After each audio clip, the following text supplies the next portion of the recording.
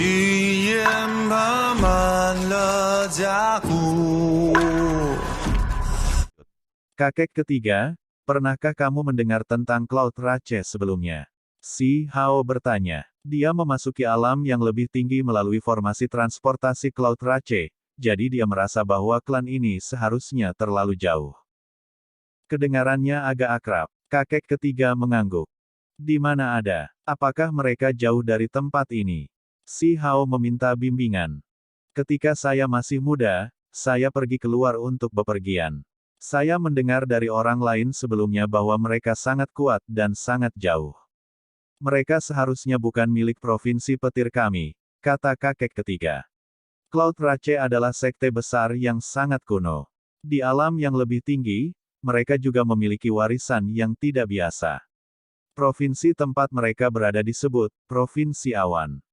Sangat luar biasa. Si Hao terkejut. Kemudian, dia berpikir dalam hati, merasa bahwa itu pasti karena lorong itu pecah, menyebabkan dia menyimpang dari tujuan aslinya dan berakhir di Provinsi Petir. Tiba-tiba, langit menjadi jelek. Bayangan muncul. Awan gelap melintas. Ini adalah burung ganas dengan bulu yang bersinar. Matanya menembus. Ketika melebarkan sayapnya, ia membentang lebih dari 100 sang panjangnya. Haha, kakek ketiga, desamu juga akan berpartisipasi dalam pemilihan prajurit, kan? Anak-anak muda ini tidak cukup baik. Mereka tidak cukup kuat dan kemungkinan besar akan benar-benar musnah. Ada beberapa lusin orang di belakang burung ganas itu. Jelas desa lain yang membawa pemuda mereka untuk berpartisipasi. Orang ini memulai lelucon yang baik. Ketika saatnya tiba, kami akan memberitahu Anda betapa kuatnya kami. Anak-anak muda dari desa Vermilion tidak mau menerima ini. Burung ganas itu menuju ke desa. Mereka berasal dari desa lain. Kekuatan mereka cukup bagus. Orang bisa tahu hanya dari tunggangannya. Setelah menempuh beberapa ratus li, medan secara bertahap menjadi lebih terbuka. Ada semakin sedikit hutan. Sebuah kota samar-samar terlihat di cakrawala. Mereka akhirnya akan tiba. Scholar Tricity, ini adalah kota pedesaan yang dapat menampung beberapa puluh ribu orang. Itu tidak bisa dianggap besar, tapi juga tidak kecil. Ada pohon kuno di kepala kota. Cabang-cabangnya tegak dan kuat, dan daunnya hijau dan subur. Seluruh pohon ditutupi kelopak bunga putih salju. Ini adalah pohon kuno yang tingginya lebih dari 100 sang. Kota ini mendapatkan namanya dari pohon ini. Itu adalah roh penjaga kota pohon cendekia. Jika seseorang melihat melewati gerbang kota, mereka akan melihat beberapa orang. Beberapa gunung berbaris untuk memasuki kota. Hari ini, kota itu ramai dengan aktivitas. Banyak ahli muda suku datang. Keluar dari jalan. Ketika mereka masih cukup jauh dari kota, seseorang tiba-tiba berteriak. Seekor ular piton perak besar menggeliat. Panjangnya lebih dari 100 sang, membawa sekelompok orang ke sini. Mereka sangat kasar dan tidak masuk akal. Ular piton perak besar itu mengayunkan ekornya, membantingnya dengan keras ke tubuh siput hitam, membuatnya terhuyung-huyung dan hampir jatuh. Sementara itu, beberapa pemuda yang berada di atas jatuh. Apa yang sedang kamu lakukan? Kalian semua pengganggu. Sekelompok pemuda sangat marah. Mereka berdiri dari tanah dan dengan keras mencaci maki. Penindasan. Seekor siput menghalangi jalan dan bergerak perlahan, jadi kita tidak bisa hanya menyingkir, kan? Orang-orang ular piton perak besar itu mencibir. Mereka sama sekali tidak peduli dengan orang-orang desa Vermilion. Beberapa orang dari desa Vermilion tidak bisa menahan diri. Mereka melonjak dengan darah panas, hendak bergegas untuk berdebat dengan pihak lain, tetapi mereka dihentikan oleh kakek ketiga. Dia berteriak agar mereka tidak bertindak gegabah. Apa? Kamu masih ingin menggunakan kekuatan? Kalian semua bisa datang dan mencobanya. Seorang pemuda di atas ular piton perak besar berkata sambil mencibir. Dia memandang rendah semua orang desa Vermilion. Kamu terlalu sombong. Seorang anak muda dari desa Vermilion mau tidak mau mengambil tindakan. Jangan bergerak. Kakek ketiga menghentikan anak itu. Dia tahu bahwa anak-anak desanya bukanlah tandingan mereka. Ini adalah orang-orang dari desa Piton. Mereka cukup kuat dengan beberapa jenius yang kuat. Selain itu, konflik telah pecah di antara desa-desa kami di masa lalu. Jangan memperhatikan provokasi mereka. Kakek ketiga berkata, khawatir mereka akan menderita kerugian. Si Hao tidak mengambil tindakan dan hanya diam-diam menonton. Dia bisa menekan pihak lain, tetapi bagaimana setelah dia pergi? Mungkin ada bencana yang akan turun. Paling tidak, sekarang bukan waktu yang tepat untuk mengambil tindakan. Kalian semua sebaiknya berhati-hati. Orang-orang Piton Village pergi, meninggalkan kata-kata ini. Kakek ketiga, anak-anak muda itu marah. Mereka semua mengepalkan tinjunya. Jangan gegabah. Saya mendengar bahwa ada beberapa orang jahat dari desa Piton yang bergerak cukup dekat. Kami berada di luar, jadi lebih baik jika kami tidak terlalu memprovokasi pihak lain dan menahannya untuk sementara waktu. Kakek ketiga menghibur. Di dekatnya, ada orang-orang dari suku lain. Mereka semua menunggangi burung dan binatang buas, memasuki kota satu demi satu. Pohon sarjana kuno itu tinggi dan lurus, berakar di depan kota. Itu tenang dan tidak bergerak. Jika tidak sangat kuat, itu tidak akan jauh berbeda dari pohon tua biasa. Semua orang memasuki kota. Ada lokasi penginapan khusus, dan seseorang menunjukkan jalannya. Tiba-tiba, semua orang terkejut. Mereka mendengar suara seperti guntur bergemuruh. Bumi besar bergetar ringan. Seluruh kota kuno tidak lagi damai. Beberapa lusin gunung muncul di gerbang kota. Mereka semua adalah binatang unik yang kuat dan ganas. Kuku mereka yang besar terinjak-injak di tanah, mengeluarkan suara-suara teredam yang bergetar. Binatang unikon tinta, itu terlihat sedikit seperti kilin dan bahkan memiliki sedikit garis keturunan. Ini adalah gunung binatang yang sangat kuat. Mereka adalah orang-orang dari kota prefektur. Beberapa lusin tunggangan ini ditutupi baju besi emas gelap. Tubuh mereka berkedip-kedip dengan kecemerlangan dan melepaskan tekanan yang kuat. Mereka semua tidak biasa. Seorang wanita muda duduk di atas mereka yang mengenakan gaun perak. Dia sangat cantik. Orang-orang kota prefektur datang untuk melihat-lihat. Mereka cukup memperhatikan kompetisi kali ini. Orang-orang menghela nafas kagum. Cepat dan menyingkir. Seseorang berteriak. Semua orang berlindung, tidak berani menghentikan orang-orang ini. Untungnya, binatang unikon tinta ini memperlambat langkah mereka dan tidak menyerang semua orang secara biadab. Mereka masih cukup disiplin, mengelilingi wanita muda berjubah perak saat mereka menuju ke manor utama kota. Jangan lihat lagi. Cepat dan istirahatlah. Kompetisi seleksi akan dimulai besok. Kakek ketiga mengingatkan semua orang agar mereka bisa menyimpan kekuatan mereka untuk besok. Keesokan harinya, semua orang bangun sangat pagi. Mereka dibawa ke arena pertempuran besar di kota pedesaan di distrik pusat. Mereka akan melakukan kompetisi di sini. Namun, puluhan tunggangan ini muncul lagi sebelum kompetisi seleksi dimulai. Selain itu, Master Kota Pohon Cendekia yang sudah tua menemani wanita muda berjubah perak yang datang ke sini. Semuanya, kalian semua adalah pemimpin daerah terdekat. Kali ini, Anda bahkan telah membawa anak-anak klan Anda yang paling kuat. Saya percaya bahwa Anda semua paling sensitif terhadap informasi baru. Semua orang menjadi terpana. Apa yang dia katakan sama sekali tidak terkait dengan kompetisi pemilihan prajurit. Mengapa dia mengangkat ini? Segera setelah itu, semua orang mengerti. Tuan kota tua itu cukup takut terhadap kuda-kuda lapis baja itu, ingin membantu mereka mendapatkan informasi. Ini adalah utusan yang dikirim dari kota prefektur. Selain mengawasi kompetisi seleksi besar yang sedang dilakukan di berbagai tempat, ada hal penting lainnya, guru kota tua itu menjelaskan.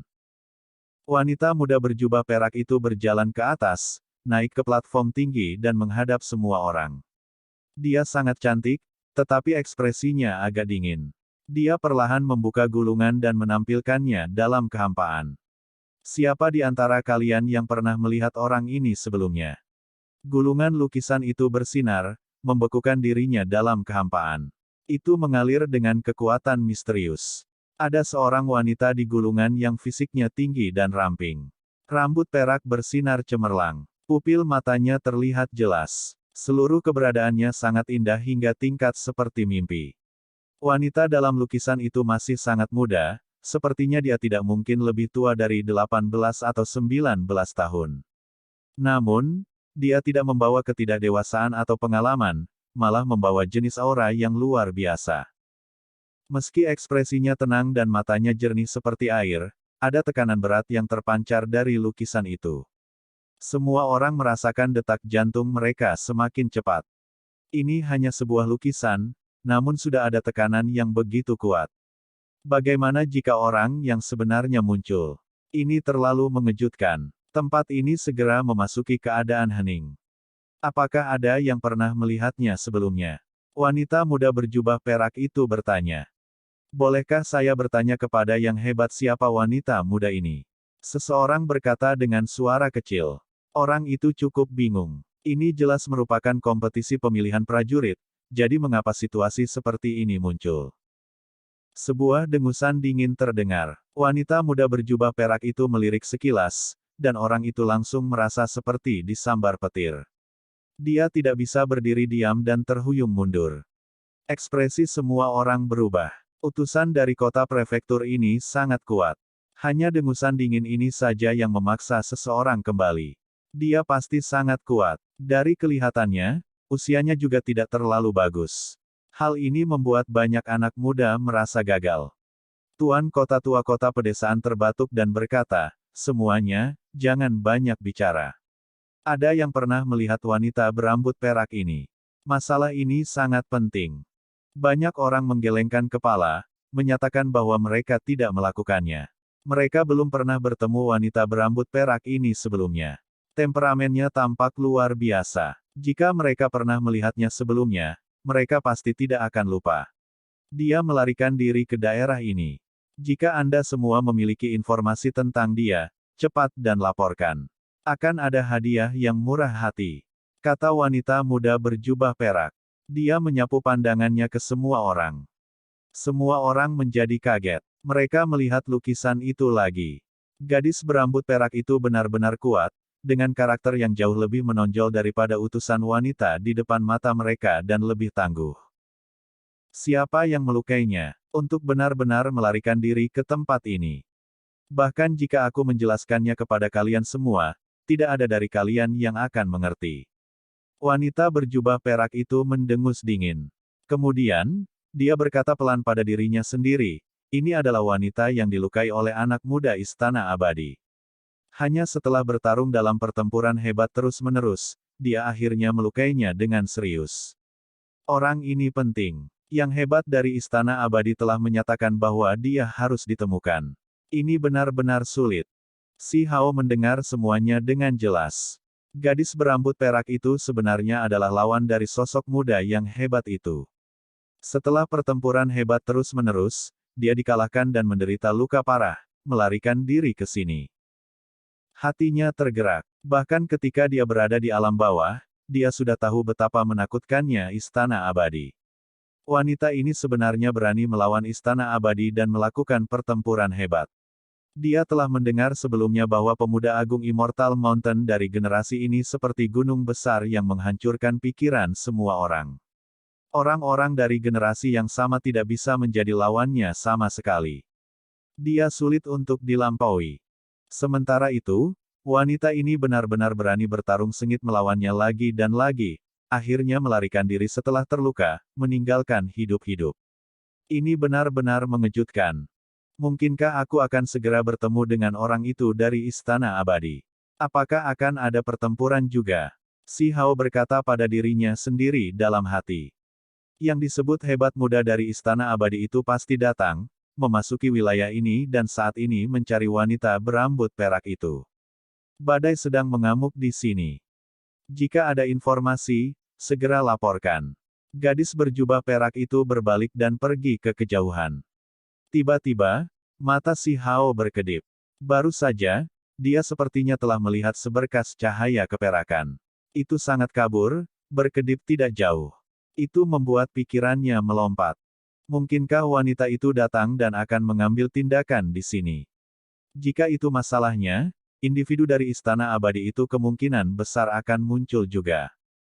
Anak muda berjubah perak itu berhenti bergerak. Seutas manik-manik di pergelangan tangannya bersinar. Itu adalah manik-manik yang digiling dari tulang emas, masing-masing berkilau. Ini membuatnya terkejut.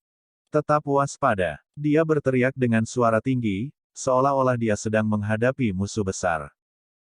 Di sekelilingnya, para ahli lapis baja emas gelap itu segera bergegas keluar, melindunginya dari dalam. Mereka memegang tombak perang, tombak perunggu, dan artefak berharga lainnya saat mereka berdiri dengan waspada. Sebuah bot terdengar. Cahaya yang mengalir menari-nari. Wanita berjubah perak itu segera menghancurkan jimat. Dia menggunakan metode rahasia untuk mengirim pesan.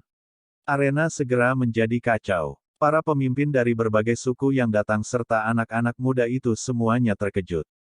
Mereka merasakan bahwa wanita dalam lukisan itu mungkin muncul. Tali manik-manik tulang emas di tangan wanita berjubah perak itu terbakar dengan cemerlang, melindunginya di dalam penghalang cahaya. Itu melilitnya dengan erat untuk melakukan pertahanan. Selain itu, simbol emas menunjuk ke arah tertentu, dan mereka terus-menerus keluar. Si Hao terkejut. Ini sama dengan arah di mana dia melihat kilatan perak itu. Kalau begitu, apakah gelang tulang utusan wanita yang datang dari kota prefektur membawa harta rahasia yang hebat yang bisa merasakan individu dalam lukisan itu? Dia diam-diam mengeluarkan pupil ganda dan melihat sekeliling. Dia menemukan bahwa di ujung cakrawala, ada seberkas cahaya surgawi yang menghilang dengan sekejap. Itu kemudian benar-benar menghilang. Dia menghela nafas ringan. Dia harus mengolah mata surgawi Dao-nya sendiri. Dia selalu menggunakan murid ganda ini, membuatnya sangat bergantung padanya. Dia masih membutuhkan mata surgawinya sendiri. Hanya saja, semua jenis mata surgawi sangat sulit untuk dibudidayakan. Pembudidaya yang tak ada habisnya telah bangkit, tetapi hanya sedikit yang berhasil membuka mata surgawi. Sementara itu, cahaya gelang emas wanita berjubah perak tertahan, menjadi redup. Bisa dilihat betapa sensitifnya itu. Hebat, apakah kamu akan mengejar? Master kota tua dari Scholar Tree City berkata dengan suara lembut. Wanita berjubah perak itu masih muda, tetapi dia memiliki otoritas yang besar. Bahkan wajah putri tuan kota menjadi sedikit pucat saat ini. Dia mengerti betul betapa menakutkannya wanita misterius ini. Bagaimana mereka bisa mengejarnya? Mereka hanya datang untuk menemukan beberapa petunjuk dan tidak akan mencoba melawannya sama sekali. Bahkan jika pihak lain terluka parah, ini bukan seseorang yang bisa dia lawan. Satu-satunya hal yang bisa dia andalkan adalah untaian manik-manik tulang emas ini, sesuatu yang diberikan oleh istana abadi padanya. Itu bisa melindunginya, tetapi jika dia pergi untuk melawan wanita berambut perak, dia pasti akan dalam bahaya. Tunggu di sini, tidak ada yang diizinkan bertindak sembarangan. Tunggu yang hebat itu datang. Nada bicara gadis berjubah perak itu sangat keras. Beberapa menit kemudian, suara gemuruh terdengar di udara. Dunia ini bergetar sebagai tanggapan, mengguncang semua orang sampai darah mereka melonjak. Sebuah retakan muncul di kehampaan, tiba dengan kecepatan ekstrim. Itu terlalu menakutkan. Dia terlalu cepat, membuat semua pembudidaya menatap tak percaya. Dia tiba dari cakrawala dalam sekejap. Kemudian, kekosongan meledak terbuka. Sosok yang tidak jelas muncul yang mengalir dengan pancaran tak berujung. Dia menjulang di udara seperti dewa surgawi tertinggi. Semua orang tidak bisa tidak merasakan dorongan untuk berlutut dan bersujud. Mereka tidak bisa melihat tubuh aslinya. Itu dibungkus dengan simbol gemerlap yang misterius dan kuat. Namun, mereka bisa merasakan bahwa ini adalah laki-laki muda. Auranya adalah surga yang meluap. Dia seperti naga sejati yang muncul di dunia ini.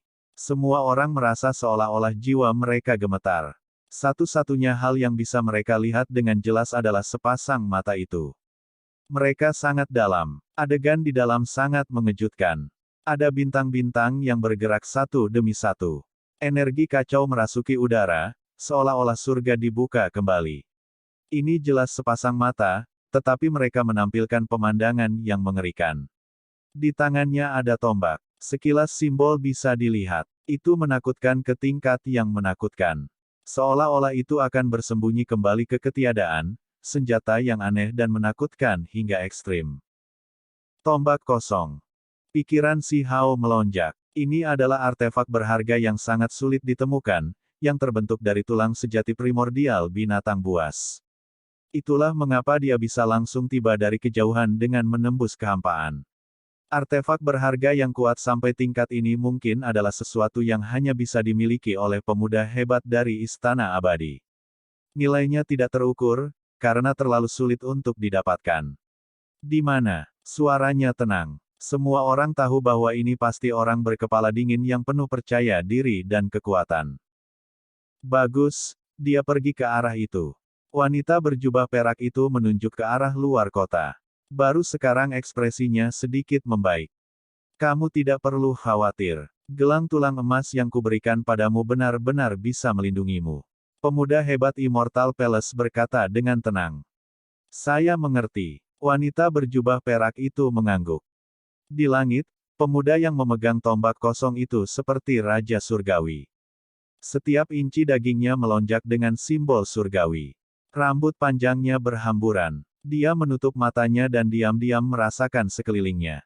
Gelombang kekuatan yang sepertinya mengandung kerahasiaan dan kekuatan menyapu tempat ini, membuat pikiran semua orang melompat.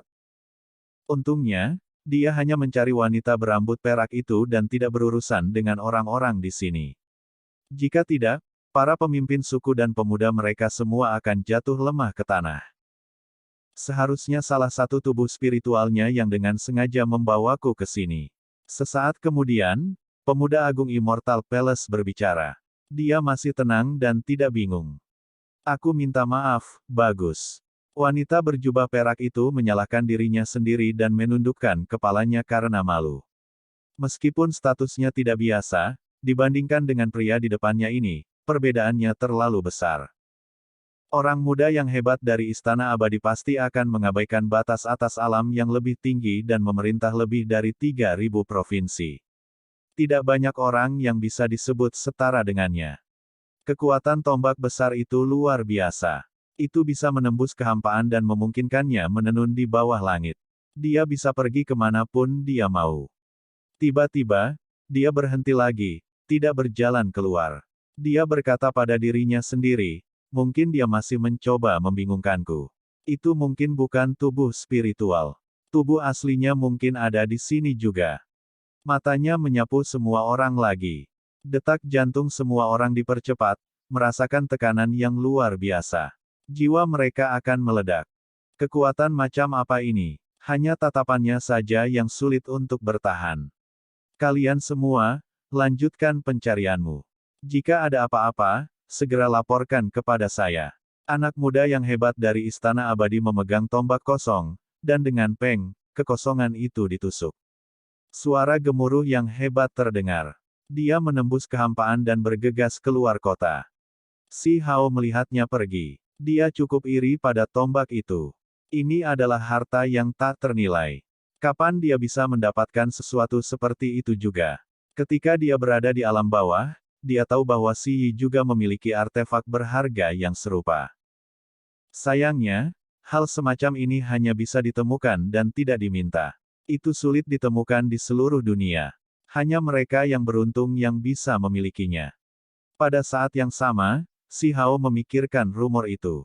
Dia belajar dari Gunung Abadi ketika dia berada di alam bawah bahwa seorang ahli murid ganda muncul di alam yang lebih tinggi juga, kekuatannya mengguncang provinsi Heavenfall.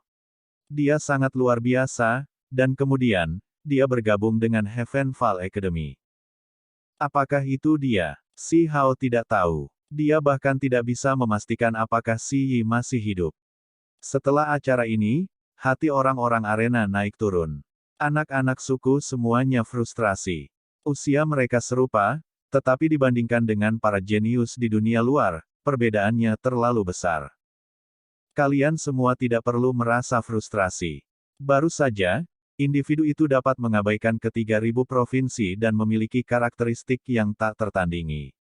Dia bukan seseorang di dunia yang sama seperti kalian semua. Jangan terlalu dipikirkan. Tuan kota tua dari Scholar Tree City menghibur. Selain itu, dia memberitahu semua orang bahwa jika kinerja mereka dalam kompetisi seleksi bagus, mereka dapat memasuki beberapa sekte dan meningkatkan diri. Ini adalah kesempatan langka. Gangguan itu mempersingkat kompetisi seleksi. Mereka memutuskan untuk melaksanakannya besok. Namun, pada hari itu saja, banyak perubahan terjadi pada Scholar Tree City. Ada beberapa sosok misterius yang datang ke kota. Mereka semua mencari sesuatu. Orang-orang ini memiliki kekuatan yang luar biasa. Pakar tertinggi. Pikiran Si Hao melonjak. Dia melihat beberapa orang yang semuanya berada di ranah ahli tertinggi. Namun, identitas mereka hanya Ervan. Mereka hanya di sini untuk mengumpulkan informasi. Dia menjadi lebih berhati-hati. Orang-orang yang datang semakin tangguh. Mereka berkeliaran di sekitar tempat ini. Jelas bahwa mereka berasal dari kekuatan yang berbeda. Mereka semua mencari gadis berambut perak itu. Itu adalah situasi yang sangat tidak teratur. Apa sebenarnya yang dia lakukan untuk membuat begitu banyak orang bergegas? Si Hao bingung. Keesokan harinya, di dalam arena, para pemuda dari setiap suku hadir. Kompetisi seleksi dimulai. Ini adalah panggung di mana semua orang berkumpul. Itu sangat penting.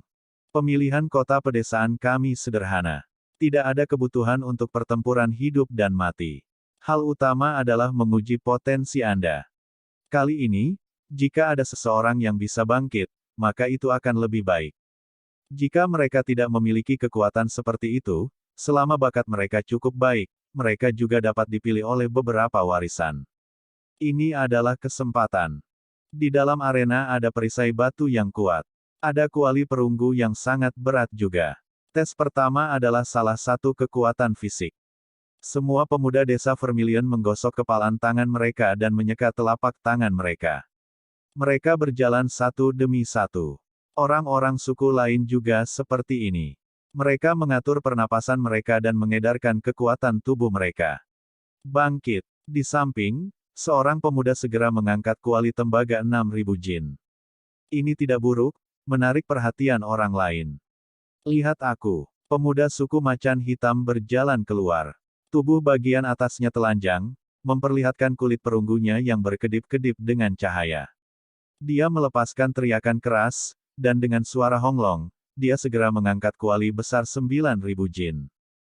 Ini murni kekuatan tubuh fisiknya. Untuk pemuda desa yang normal, itu sangat mengesankan. Semua orang mulai bersorak. Ketika kedua lengannya bergerak, ada puluhan ribu jin kekuatan. Ketika dia dewasa, dia pasti akan menjadi pria yang kuat. Si Hao juga berada di dalam arena. Dia dengan santai mengangkat batu kilangan sebelum meletakkannya. Dia tiba-tiba mengangkat kepalanya dan melihat ke kejauhan, memperlihatkan ekspresi terkejut. Cahaya keemasan yang cemerlang menyinari seseorang. Seolah-olah nyala api besar melonjak, menerangi separuh langit. Itu adalah seorang pria muda yang memiliki sepasang sayap emas. Dia tiba melalui langit, auranya menutupi dunia. Orang itu adalah Zhen Gu. Ada beberapa orang yang datang, tanpa kekurangan ahli tertinggi di antara mereka. Ketika mereka melihat ini, mereka semua terguncang. Mereka tidak bisa menahan diri untuk tidak berteriak. Bakat luar biasa Spirit Rache, makhluk muda tertinggi yang memiliki darah kental saat lahir. Langit telah menganugerahkan darah kental padanya, berubah menjadi tombak. Itu adalah kekuatan bawaan yang dikabarkan mampu menembus segalanya. Beberapa ahli terguncang. Mereka mengenali identitasnya. Si Hao terkejut. Pada hari yang sama, bakat luar biasa lainnya datang. Ini jelas tidak normal. Apakah mereka semua datang untuk wanita berambut perak itu? Adik laki-lakinya sudah luar biasa. Sebagai kakak laki-laki, ia dilahirkan dengan tombak beku. Rumor mengatakan bahwa dia beberapa kali lebih kuat daripada adik laki-lakinya, seorang jenius surgawi dari generasi ini. Si Hao pernah naik di alam dewa kekosongan dan bertempur hebat melawan adik lelaki di altar burung pipit perunggu. Kekuatan orang itu cukup besar. Setelah itu, semua orang berteriak ketakutan. Mereka melihat beberapa sosok menutupi langit. Mereka berhenti di atas Scholar Tree City dan melepaskan cahaya terang. Kemudian, mereka menghilang di kejauhan. Itu adalah bakat luar biasa. Beberapa dari mereka muncul satu demi satu. Sepertinya legenda itu nyata. Semua orang berdiskusi dengan suara rendah. Para pelayan tua yang datang dari berbagai kekuatan besar semuanya bangkit, kembali untuk membuat laporan. Si Hao terkejut. Ini adalah kota kecil, tetapi beberapa bakat luar biasa muncul satu demi satu. Situasinya benar-benar aneh. Penyihir. Pikiran si Hao melonjak. Dia buru-buru menarik auranya, tidak mau dikenali sekarang atau melakukan kontak dengannya. Dia tidak pernah berharap dia datang juga. Kemudian, orang-orang Scholar Tree City terkejut lagi. Mereka melihat anak muda yang hebat itu dari Istana Abadi lagi. Di sisinya adalah seorang wanita dengan pakaian putih yang memiliki gaya dan kecantikan yang tak tertandingi. Pikiran si Hao bergetar. Wanita itu adalah Yue Chan, tanpa diragukan lagi tubuh utamanya. Keduanya bergerak bersama, tubuh mereka bersinar saat mereka melakukannya. Mereka sedang mencari sesuatu. Film pun berakhir.